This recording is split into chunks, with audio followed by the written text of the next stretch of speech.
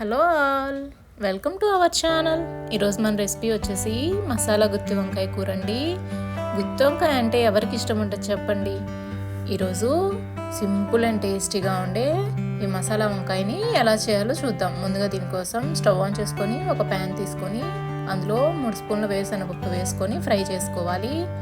తర్వాత అందులోనే 1 స్పూన్ ధనియాలు వేసుకొని ఫ్రై చేసుకోవాలి. అందులోనే 3 లవంగాలు, చిన్న దాల్చిన చెక్క, 2 యాలకులు, 1 స్పూన్ జీలకర్ర వేసి ఇవన్నీ ఫ్రై అవ్వనివ్వాలి.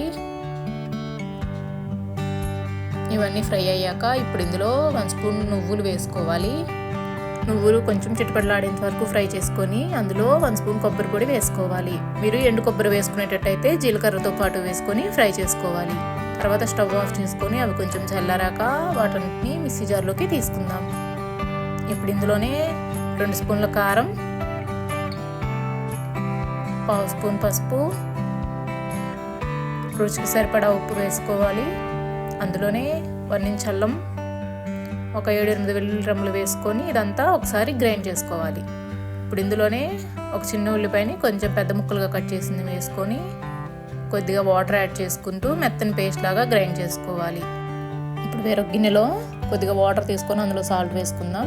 తర్వాత వంకాయల్ని ఇలా 4 పార్ట్స్గా కట్ చేసుకోవాలి. మరి ఎడ్జ్కి కాకుండా ఒక 3/4 పార్ట్ వంకాయని ఇలా 4 పార్ట్స్గా కట్ చేసుకోవాలి.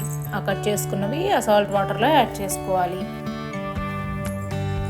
తర్వాత మనం గ్రైండ్ చేసి పెట్టుకున్న మసాలాని ఇందులో స్టఫ్ చేసుకోవాలి.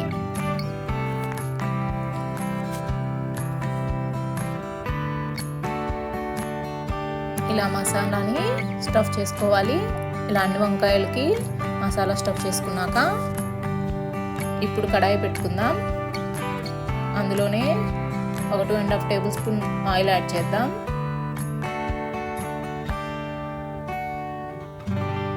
ఆయిల్ కొంచెం హీట్ అయ్యాక 1/2 స్పూన్ ఆవాలు, 1/2 స్పూన్ జీలకర్ర వేసి ఫ్రై అవ్వనివ్వాలి.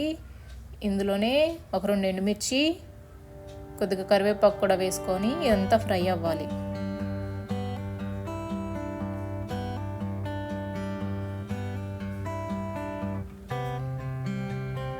ఆవాలు ఇలా చిటపట్లాడాక ఇందులో మనం స్టఫ్ చేసి పెట్టుకున్న వంకాయల్ని యాడ్ చేసుకుందాం.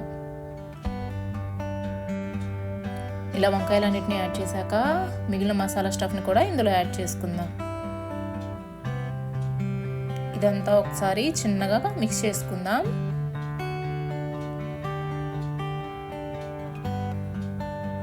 లో ఫ్లేమ్లో ఒక 5 నిమిషాలు అటు ఇటు తిప్పుకుంటూ ఫ్రై అవ్వనివ్వాలి. 5 మినిట్స్ తర్వాత ఇప్పుడు ఇందులో 1/2 గ్లాస్ వాటర్ యాడ్ చేద్దాం. నేను ఇందులోనే ఒక 3 స్పూన్స్ చింతపండు పులుసు యాడ్ చేస్తున్నాను. మీకు పులుపు ఇష్టం లేదు అనుకుంటే దీన్ని స్కిప్ చేయొచ్చు. కాకపోతే ఈ చింతపండు పులుసు వేయడం వల్ల టేస్ట్ బాగుంటుంది.